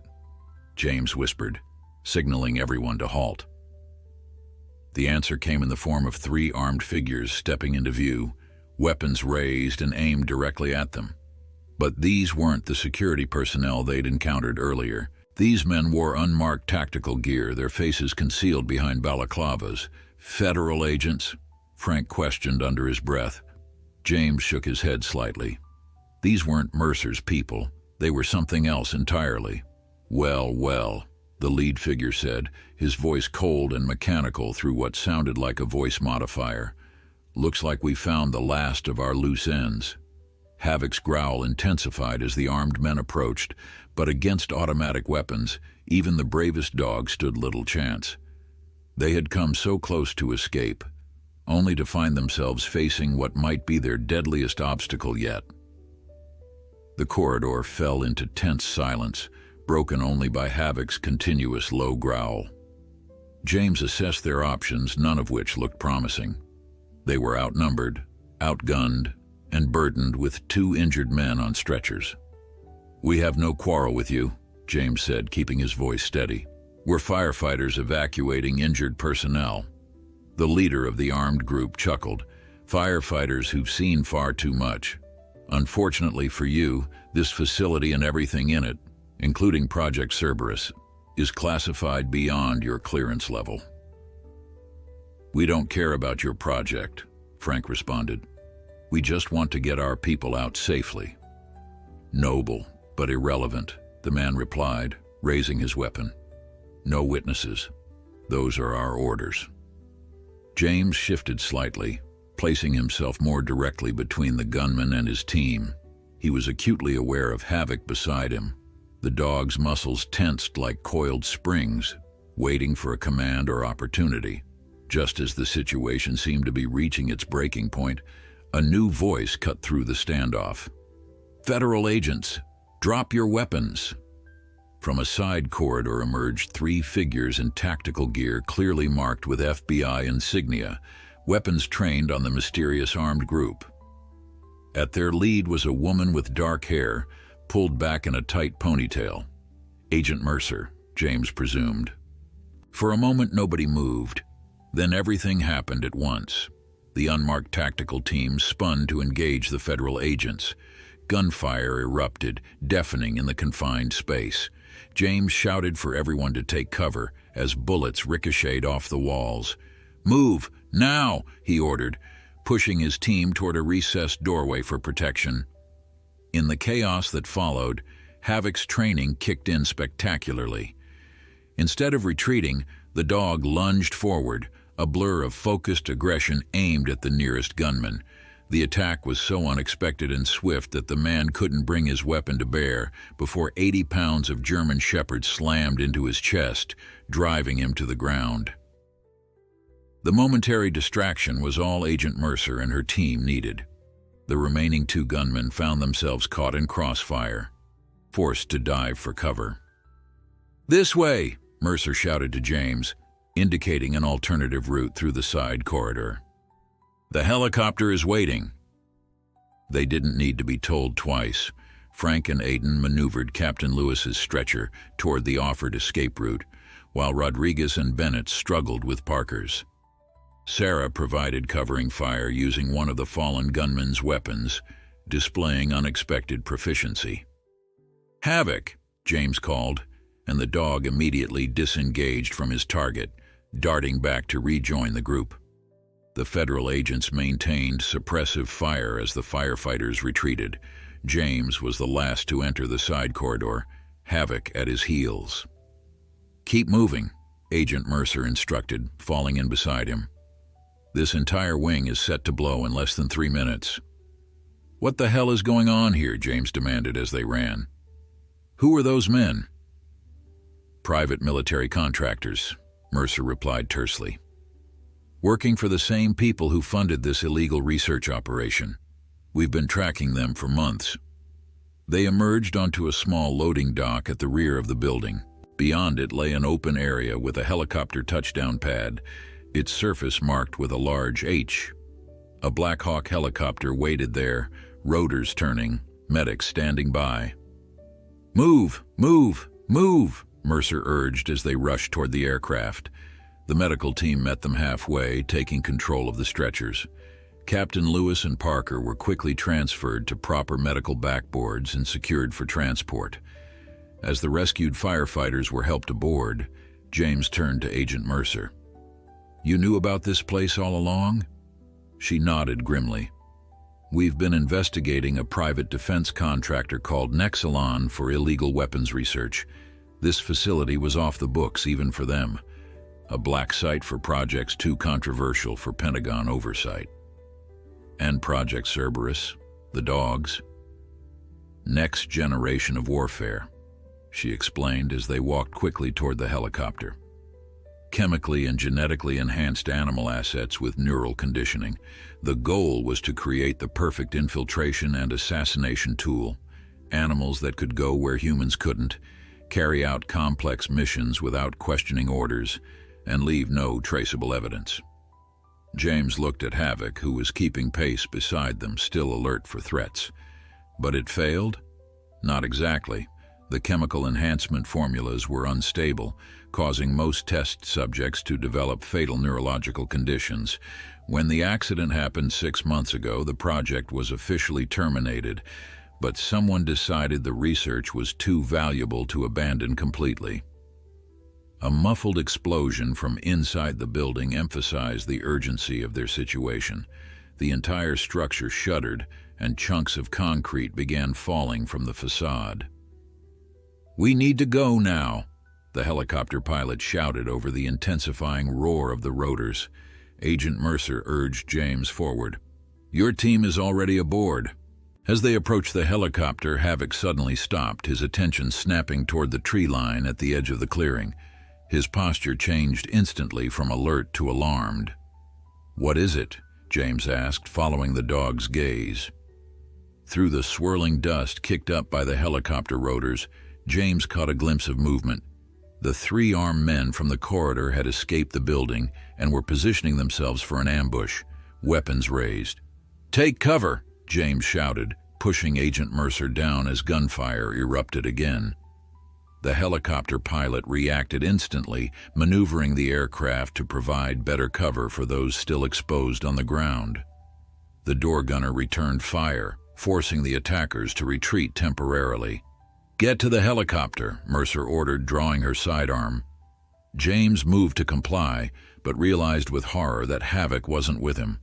The dog had charged directly toward the tree line where the gunmen were hiding. "Havoc, no!" he shouted. But it was too late. The German Shepherd disappeared into the underbrush, a tactical missile aimed at those threatening his newfound allies. Seconds later, screams could be heard even over the helicopter's roar. James made a split-second decision. "I can't leave him." "Are you insane?" Mercer grabbed his arm. "This whole place is about to be destroyed." But James had already pulled away, running toward where Havoc had vanished. He couldn't abandon the dog, not after everything Havoc and Valor had done to save the Station 49 crew. As he reached the tree line, he could hear the sounds of struggle. Havoc had engaged one of the gunmen and was clearly winning that fight, but the other 2 were regrouping nearby. "Havoc," James called. "To me." The dog disengaged immediately at the command, appearing from behind a dense shrub, blood on his muzzle but otherwise unharmed. He sprinted to James's side just as the remaining gunmen opened fire again. James and Havoc dove behind a fallen log, bullets splintering the wood around them. They were pinned down with the helicopter now too far away to reach without crossing open ground. "We need to circle back," James told Havoc, as if the dog could understand complex tactical decisions. To his amazement, Havoc immediately began moving along the edge of the clearing, staying low and using available cover. Another explosion rocked the facility behind them, larger this time. The shockwave was powerful enough to momentarily disorient everyone in the area. James used the distraction to make a run for a better position, Havoc staying right with him. They had almost reached a concrete barrier that would provide better cover when a burst of gunfire cut across their path. James felt a searing pain in his left arm as a bullet grazed him, tearing through his sleeve and into the flesh beneath. He stumbled, but kept moving, reaching the barrier and dropping behind it with Havoc. "Captain Reeves," Agent Mercer's voice came through his radio. "We cannot hold position much longer. The facility's main reactor is going critical." "Copy that," James responded, pressing a hand to his bleeding arm. "Just need to clear a path to you." He peered carefully around the edge of the barrier.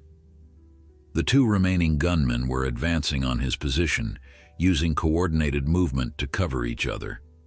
They were professionals and they had him outmatched.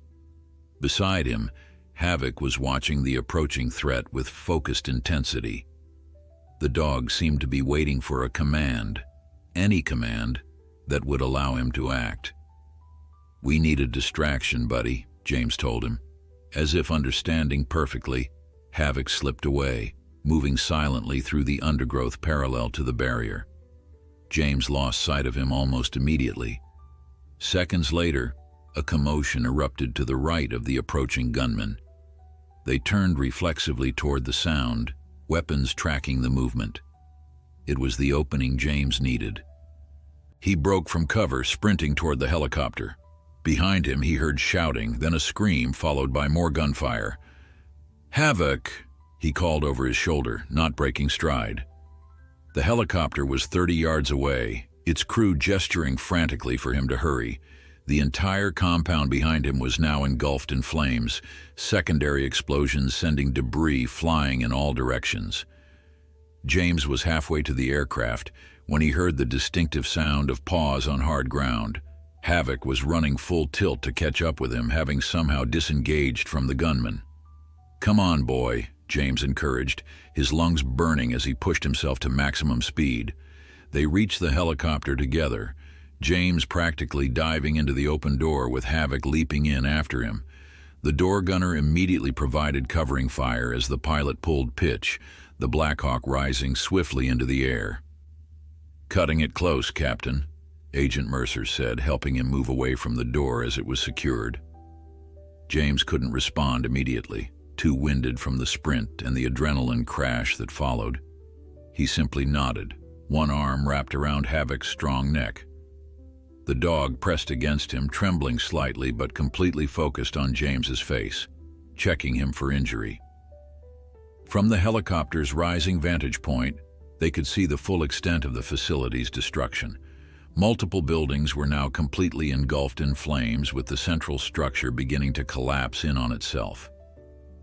The armed men who had pursued them were nowhere to be seen, either escaped into the forest or caught in the destruction below. "Nexalon will deny any knowledge of this place," Mercer said, watching the inferno. "But we've gathered enough evidence to open a full investigation. And your testimony, along with the Station 49 crew, will be crucial." James nodded, his attention on the medical team working on Captain Lewis and Parker. Both men were stabilized, receiving IV fluids and oxygen. The other Station 49 firefighters were huddled together nearby, exhausted but relieved to be alive. "What about Havoc?" James asked, his hand still resting protectively on the dog's back. "And Valor? What happens to them now?" Agent Mercer smiled for the first time since they'd met. "Officially, Project Cerberus never existed, which means these dogs were never part of it. They're simply two very well-trained K9s who assisted in the rescue of firefighters lost in the National Forest. So they're free? Once they've been checked for any lingering effects from their time at the facility, yes. They'll need homes with people who understand their unique background and training." James looked down at Havoc, who had finally allowed himself to relax slightly, his head now resting on James's lap. Despite everything the dog had endured, there was a clarity and intelligence in his amber eyes that spoke of resilience rather than conditioning. As the helicopter banked toward the nearest hospital, James made a silent promise to both Valor and Havoc. Whatever happened next, they would never be experiments or weapons again.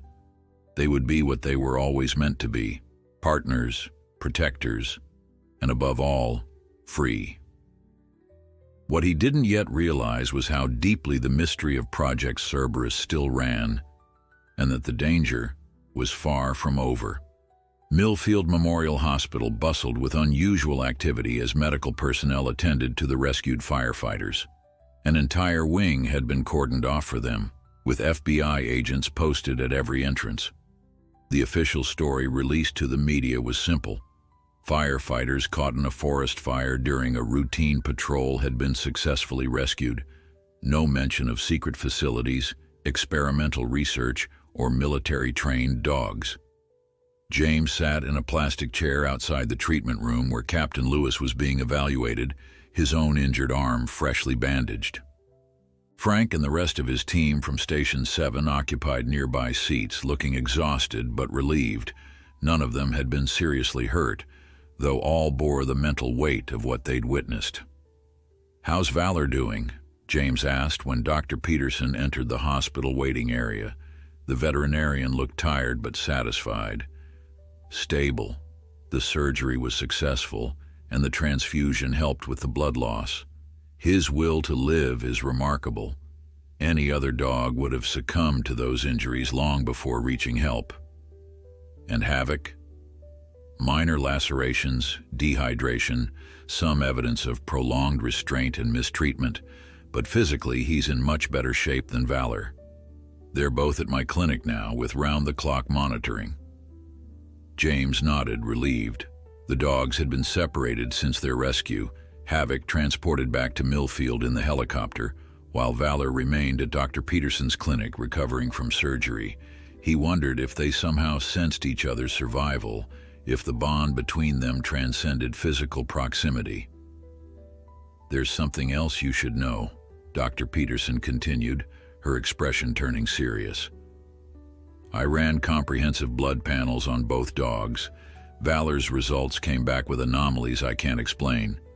Markers that suggest some form of genetic modification. Nothing immediately dangerous, but definitely not natural. Havoc, too. No, his blood work is normal, which supports what those Station 49 firefighters told you. Valor must have been more than just a control subject at some point."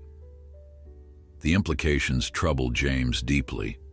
What exactly had been done to Valor, and what effects might it have on him long term? Agent Mercer approached before he could ask more questions. "Captain Reeves, do you have a moment?"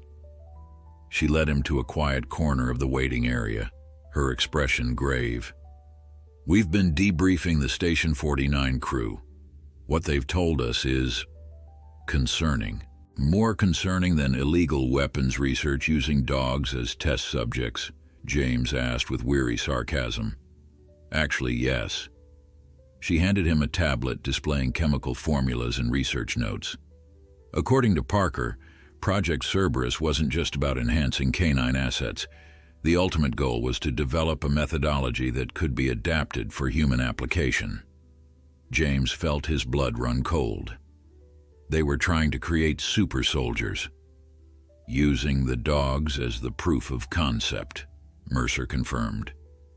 The chemical compounds they developed were meant to enhance strength, stamina, and sensory perception, while simultaneously making subjects more susceptible to conditioning, more obedient. "Mind control drugs," James said flatly. "Essentially. The neural conditioning aspects were particularly disturbing. They were attempting to create assets that would follow orders without question, even when those orders contradicted basic survival instincts." James thought of Valor fighting through life-threatening injuries to complete his mission. Had that been natural canine loyalty or something artificially enhanced? What about the private military contractors? The ones who attacked us at the extraction point? "Nexalon's cleanup crew," Mercer explained. "They were there to recover research data and eliminate witnesses. We've identified 2 of them from the helicopter's camera footage, both former Special Forces operators now working for private security firms with ties to Nexalon." "And the 3rd? Mercer's expression darkened. "Still unaccounted for. We found blood at the scene that suggests Havoc injured him, but he managed to escape before the facility's destruction." The news was unsettling. A wounded and desperate operative with knowledge of their involvement could be dangerous. "I've arranged protective details for all the firefighters involved," Mercer continued, "just until we're certain the threat has been neutralized." "And the dogs? That's partly why I wanted to speak with you. Given what we know about Project Cerberus, these aren't ordinary service animals. They have specialized training, possible genetic modifications, and knowledge of a classified operation. The Pentagon is interested in taking custody of them." James straightened, instantly alert. Absolutely not. Those dogs risked everything to save their handlers. They're not going from one laboratory to another. I agree, Mercer said, surprising him. Which is why I've been working on an alternative. With your permission, I'd like to list you as the official custodian of both Valor and Havoc while the investigation proceeds. Me? I don't have any experience with military working dogs. But you do have their trust, which is more important. Especially with Havoc. He's bonded with you, and given what these animals have been through, placing them with someone they trust is crucial. James thought about it. His small house had a decent-sized yard, and he'd grown up with dogs, though never anything like Valor and Havoc. But the alternative, seeing them disappear into some government facility, was unthinkable. I'll do it, he decided. But I want assurances they won't be taken away once the investigation concludes. I'll do everything in my power, Mercer promised. For now, this gives them legal protection and keeps them out of government custody. Their conversation was interrupted by Dr. Weber, the physician overseeing Captain Lewis's care. He's awake, the doctor announced, and asking about his team. James and Mercer followed Dr. Weber to the treatment room where Captain Lewis was now sitting up in bed, looking weak but alert. The rest of the Station 49 crew had already gathered around him, a reunion filled with relief and lingering tension. Captain Reeves, Lewis acknowledged as James entered. My team tells me we owe you our lives. You owe Valor, James corrected. He's the one who found us, despite his injuries. Lewis nodded, emotion briefly overtaking his professional demeanor. How is he and Havoc? Both recovering well, James assured him. They're fighters, like their handlers. A smile touched Lewis's pale face. That they are. He turned to Agent Mercer. My team has told me about your operation at the facility. I understand we stumbled into something much bigger than we realized. You did, Mercer confirmed, and your testimony will be crucial in shutting down the people responsible. Whatever you need, Lewis agreed. After what they did to my people and those dogs, I want them held accountable. The conversation shifted to the logistics of the coming investigation. Statements that would need to be taken, evidence to be processed, the complex web of corporate and government connections to be untangled. Throughout it all, James found his thoughts returning to Valor and Havoc, wondering what secrets still lay locked in their remarkable minds. Later that evening, after ensuring his team was settled and receiving proper care, James drove to Dr. Peterson's veterinary clinic. FBI agents were stationed outside, protection for the valuable canine witnesses, Mercer had explained. Inside, Dr. Peterson led him to the recovery area where both dogs were being kept. Valor lay on a large padded bed, his body covered with bandages, an IV line delivering fluids and medication. Despite his condition, his eyes opened at James's approach, recognition and something like relief visible in his gaze. Havoc was in an adjacent kennel, though kennel hardly described the comfortable space that had been prepared for him. Unlike Valor, he was able to stand, pressing against the gate as James approached, tail wagging slightly. They know you're the one who helped save them, Dr. Peterson observed. James knelt between the two enclosures, letting each dog sniff his hands. I told Agent Mercer I'd take custody of them during the investigation, he said. Once they're cleared to leave your care, of course. Dr. Peterson nodded approvingly. I think that's the best solution. They need someone who understands what they've been through. I'm not sure anyone can fully understand that, James admitted, gently scratching behind Havoc's ears. But I'll do my best. There's something else you should see, the veterinarian said, retrieving a folder from a nearby counter. We did comprehensive scans of both dogs as part of their treatment. Look at these. She showed him X-ray and MRI images side by side, Valor on the left, Havoc on the right. At first, Nothing seemed unusual to James's untrained eye. "What am I looking for?" "Here." She pointed to small, bright objects visible in Valor's skull scan. "And here." Similar objects appeared in Havoc's scan. "Are those implants?" James asked, disturbed. "Some kind of microchips embedded at the base of the skull near the cerebellum.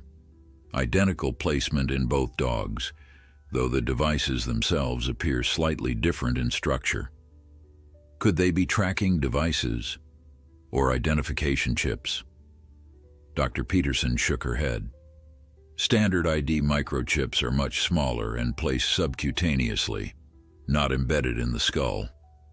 These are something else entirely. Based on their location, I'd guess they're related to the neural conditioning mentioned in those files you showed me." The implications were disturbing. "Can they be removed?" "Possibly, but it would be risky surgery, especially in Valor's weakened condition. And without knowing their purpose, removal could have unintended consequences."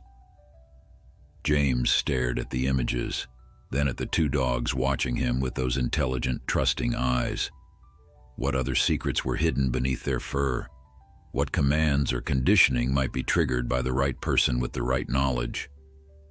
"Keep this between us for now," he decided. "I need to discuss it with Agent Mercer before we decide next steps." As he prepared to leave, James spent a few more minutes with each dog, speaking softly and reassuringly. Whether they fully understood his words didn't matter. They understood his intent, his promise to protect them.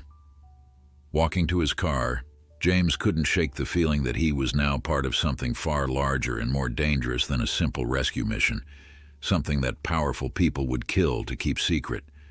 And somewhere out there, a wounded operative who had seen his face was still at large. 2 weeks passed in a blur of debriefings, medical evaluations, and mounting public interest in the hero dogs of Station 49. The official story, heavily sanitized by federal authorities, portrayed Valor and Havoc as ordinary search and rescue dogs who had performed extraordinary feats to save their handlers. The media loved it, running feature stories about canine bravery and the unbreakable bond between handlers and their working dogs. Meanwhile, the truth remained closely guarded. James had been sworn to secrecy regarding Project Cerberus and the true nature of the destroyed facility. Only those directly involved knew the full story, and even they were given only the pieces relevant to their roles in the investigation. Dr. Peterson had cleared Valor for release, though his recovery would continue for months. His resilience was remarkable. The dog that should have died from his injuries was now walking short distances, his broken leg supported by a specially designed brace. James had spent the past 2 weeks preparing his home for the dog's arrival.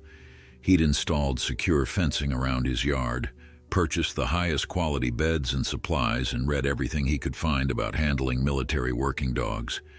It wasn't ideal. Both dogs deserved to return to their original handlers, but with the Station 49 crew still recovering and under protective surveillance, this was the best temporary solution. "They're going to change your life," Agent Mercer commented as she helped James load the last of the supplies into his truck outside the veterinary clinic.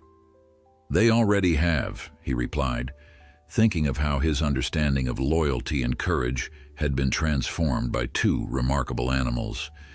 Inside, Dr. Peterson was giving Valor a final examination before release. Havoc watched attentively from nearby, visibly anxious about being separated from his partner again. "Everything looks good," the veterinarian announced. "The surgical sites are healing well, and there's no sign of infection. He'll need to continue the antibiotic regimen for another week, and the leg brace stays on for at least a month." "And the implants?" James asked quietly, ensuring no one outside their small circle could hear. "No changes. They appear inert for now, but I still don't know their purpose." She handed him a thick folder. "These are all their medical records, including detailed scans of the implants. I've also included care instructions for Valor's ongoing recovery." James nodded his thanks, tucking the folder into his bag. Anything else I should know before taking them home? Dr. Peterson hesitated, then lowered her voice. Just be vigilant. These dogs have abilities beyond what we fully understand. Their situational awareness, their intelligence, it's remarkable. And if those implants are what I suspect they might be, neural interfaces, James finished. The term had come up in the classified documents Agent Mercer had shared with him. Experimental technology designed to enhance communication between handlers and their canine partners, allowing for more complex commands and feedback. Just be careful, Dr. Peterson concluded, and call me immediately if you notice any unusual behavior. With those somewhat ominous parting words, James loaded both dogs into his truck. Valor required careful assistance, but Havoc jumped in effortlessly, immediately positioning himself protectively beside his injured partner. The drive home was surreal. In the rearview mirror, James could see two pairs of attentive eyes watching the passing scenery with keen interest. These weren't ordinary pets coming home from the shelter. They were highly trained military assets with classified backgrounds and potentially modified neural architecture. And for some reason he still couldn't fully articulate, James had volunteered to be responsible for them. At home, he helped Valor navigate the short distance from the truck to the house, while Havoc performed what could only be described as a perimeter check, investigating every corner of the yard with methodical precision before joining them inside. "Welcome home, boys," James said, suddenly feeling awkward. What was the protocol for introducing former research subjects, military working dogs, to a new living situation? Both dogs looked at him expectantly, awaiting direction. "Right, let me show you around." The house tour was brief. It was a modest three-bedroom ranch-style home with a spacious yard. James had prepared an area in the living room with orthopedic dog beds, though he suspected the sleeping arrangements would evolve as they all adjusted to the new situation. After settling Valor comfortably on his bed, James unpacked the supplies and medication. Havoc stayed close to Valor, occasionally nuzzling him gently, their silent communication evident in subtle shifts of posture and expression. James's phone rang. Captain Lewis from Station 49. "How are they doing?" Lewis asked immediately. "Just got them home. They seem to be adjusting well." "Good. Listen, I've been thinking about what happens next. After all this investigation business is concluded, I want them back with Station 49 where they belong." "I thought that was the plan," James responded, surprised by Lewis's intensity. "There are complications. The feds are being evasive about long-term custody, something about national security implications." The news wasn't entirely surprising, but it was disappointing. "What are you thinking?" "I'm thinking we need to establish clear ownership before they disappear into some government facility. Parker and Rodriguez were their primary handlers before all this happened. They have the strongest claim." "I'll support whatever you need," James assured him. "These dogs deserve to be with people who care about them, not locked up in some laboratory again." After ending the call, James sat on the floor beside the two dogs. Valor had dozed off, the medication likely contributing to his drowsiness. But Havoc remained alert, watchful. "I know you understand more than most people think," James told Havoc quietly. "And I know you've both been through hell. But you're safe now, and I'm going to make sure you stay that way." Havoc's ears perked forward, his intelligent eyes fixed on James's face. "Your handlers miss you. They're working on bringing you back home permanently." The dog shifted slightly, glancing at his sleeping partner, then back at James. There was an unmistakable communication in that look, gratitude mixed with lingering wariness. These animals had learned the hard way that humans couldn't always be trusted. That night, after ensuring both dogs were comfortable and secure, James reviewed the classified files Mercer had provided. Most concerned the technical aspects of Project Cerberus, chemical compounds, neural conditioning methodologies, performance metrics. But one section caught his particular attention: a psychological assessment of the dogs in the program. Subject V demonstrates exceptional problem-solving capabilities and empathic response, the report noted. Unlike other test subjects, V appears capable of intuitive leaps beyond standard conditioning protocols. Subject H, while not showing the same cognitive flexibility, demonstrates remarkable loyalty to V, often adjusting his own behavior to complement V's strategies. The report confirmed what James had already suspected. Valor was special even beyond his training, possessing an intelligence that had surprised even his handlers. And Havoc, while perhaps less innovatively brilliant, was the perfect partner. Steadfast, protective, complementary. Another passage was even more revealing. The unexpectedly strong bond between subjects Faye and H presents both advantages and challenges. While their coordinated performance exceeds projections, their mutual loyalty sometimes supersedes handler directives, particularly in high-stress scenarios. Recommendation: consider separation to enhance handler focus. They had tried to separate the dogs, to break their bond in favor of human control. It hadn't worked.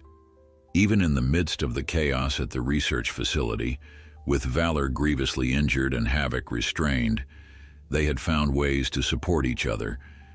James closed the file, disturbed by its clinical assessment of what was clearly a profound connection between two sentient beings.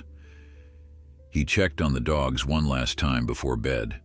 Valor remained on his orthopedic bed, but Havoc had moved to a position that allowed him to see both Valor and the home's main entrance, still on guard, even here. "Get some rest," James told him softly. "You're off duty."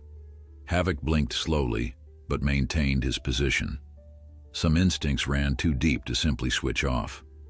As James turned in for the night, his phone vibrated with a text from Agent Mercer. "Security alert. Possible sighting of third operative in Millfield area. Increasing your protection detail. Stay vigilant." A chill ran down his spine.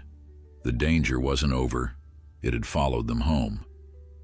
In the living room, Havoc raised his head suddenly, ears pivoting toward something outside that human ears couldn't detect.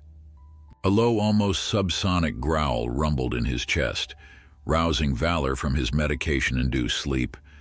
Something was coming, and somehow the dogs knew it before any human did. James was instantly alert, years of firefighter training having conditioned him to wake fully at the first sign of danger. He slipped out of bed and moved silently to the living room, where both dogs were now completely awake and focused. Havoc stood rigid near the front window, his posture communicating unmistakable threat detection. Valor had managed to rise to a standing position despite his injuries, his attention fixed in the same direction as his partner's. "What is it?" James whispered. Though he knew the dogs couldn't answer verbally, Havoc's eyes flicked to James briefly before returning to the window. The dog moved deliberately to the front door, then back to James, clearly trying to communicate something. James retrieved his phone to call Agent Mercer only to find no signal. Interference. Someone was jamming communications. The federal agents assigned to watch his house should have been positioned outside, but there was no way to contact them now. Were they still there, or had they been neutralized? A decision crystallized in James's mind. He moved quickly to the kitchen and retrieved a flashlight and the fire axe he kept for home emergencies. Not ideal against armed operatives, but better than nothing. When he returned to the living room, he found Valor attempting to follow Havoc to the back of the house, his injured leg making his movement awkward and painful. "Stay," James ordered gently, guiding Valor back to his bed. To his surprise, the dog complied immediately, though his eyes remained alert and focused. Havoc led James to the back door, where he stood silently, attention directed toward the darkened yard beyond. James peered out but saw nothing unusual in the moonlit landscape. Then, almost imperceptibly, a shadow moved near the edge of his property, a figure dressed in dark clothing moving with tactical precision toward the house. James's heart raced.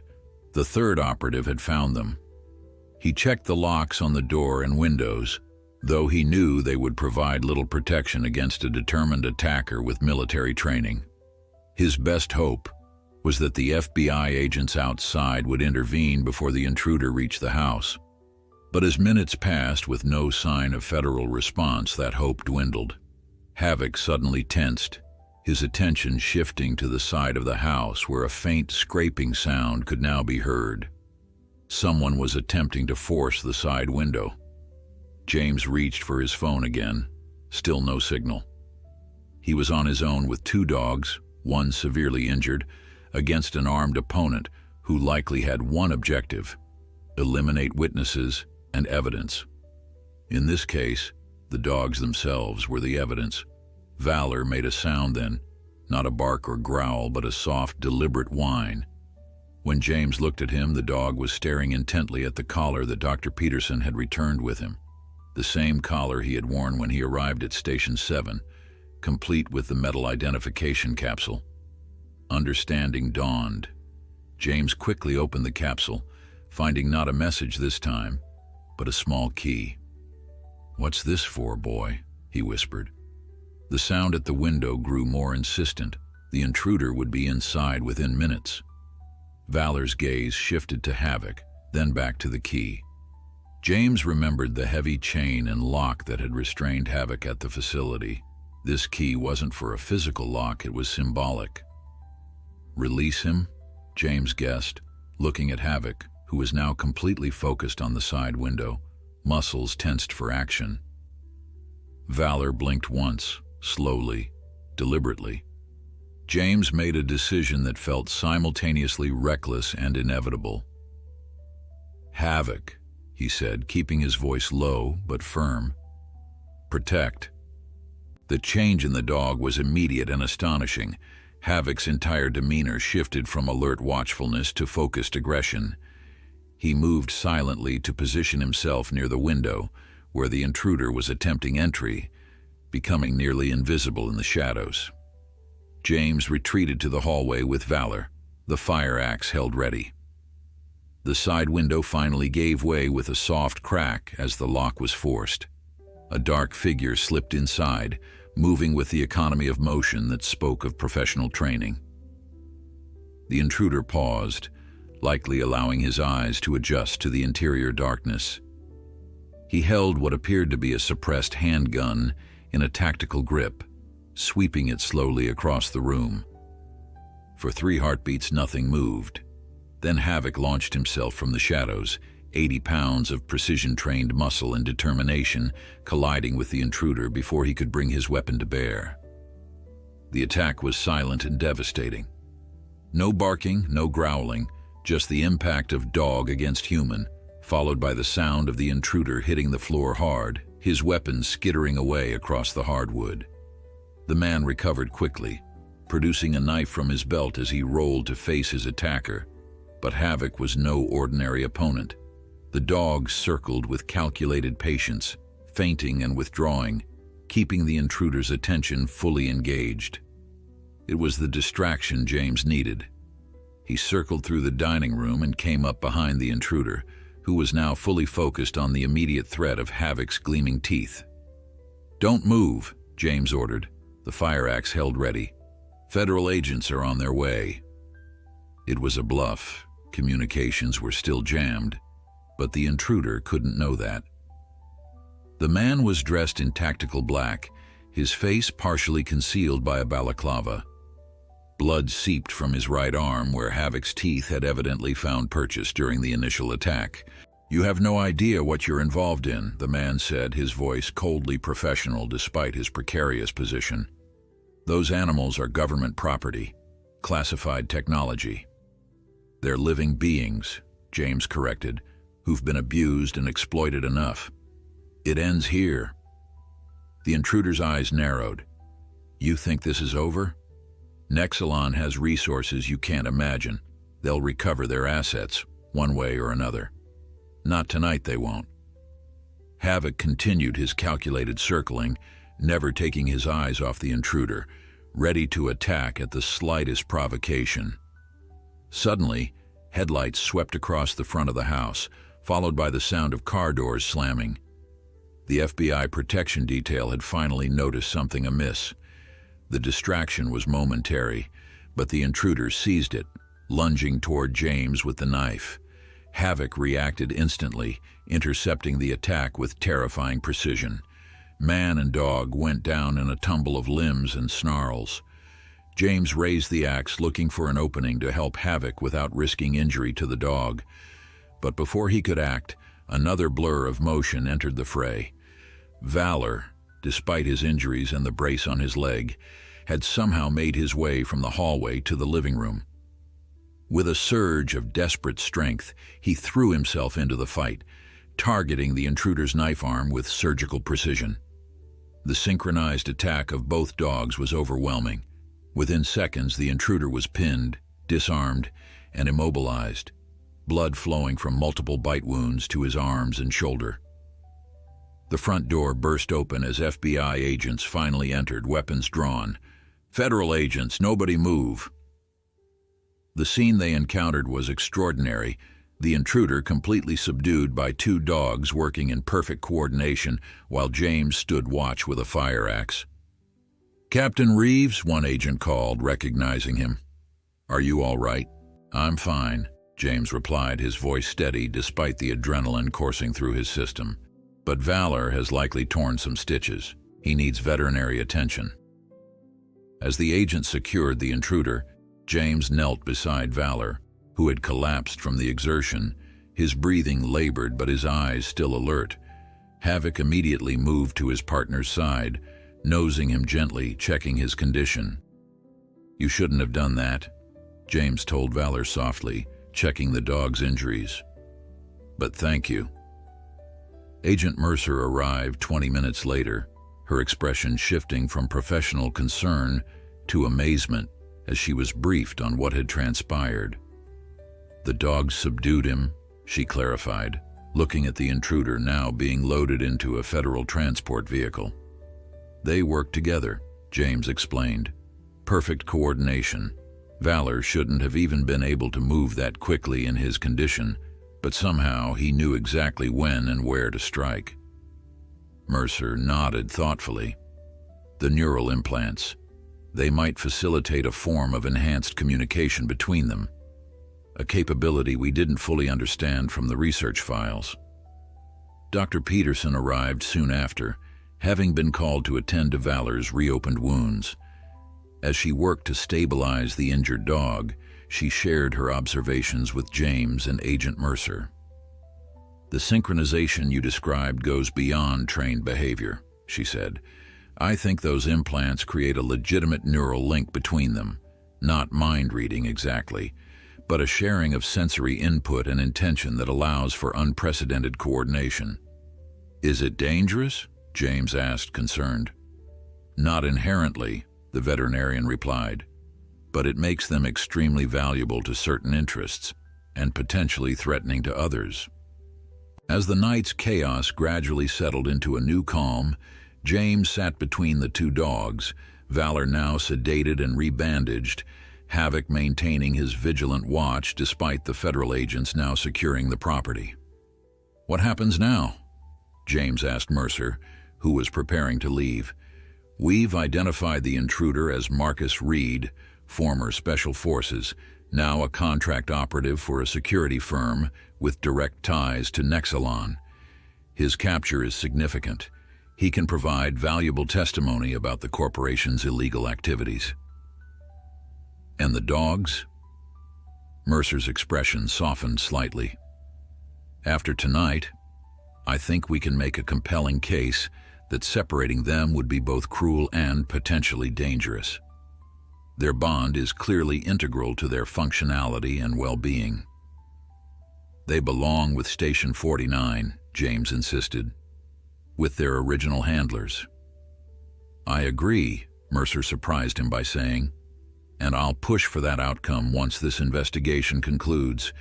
In the meantime, they seem to have found another handler they trust. Her eyes moved meaningfully to the way both dogs had positioned themselves near James. As dawn broke over Millfield, James remained beside Valor and Havoc, his mind processing the extraordinary events of the past weeks.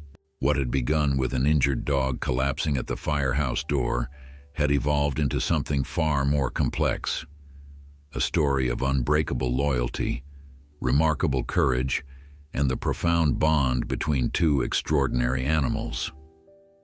Whatever secrets still lay hidden in their enhanced minds, whatever challenges might still lie ahead, one thing was certain.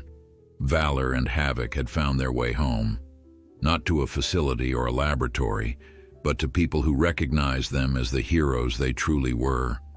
And as Valor's amber eyes met his in a moment of perfect understanding, James made a silent vow to ensure their freedom and safety for the rest of their lives. A debt owed to two remarkable souls who had risked everything to save others and in doing so had changed his life forever.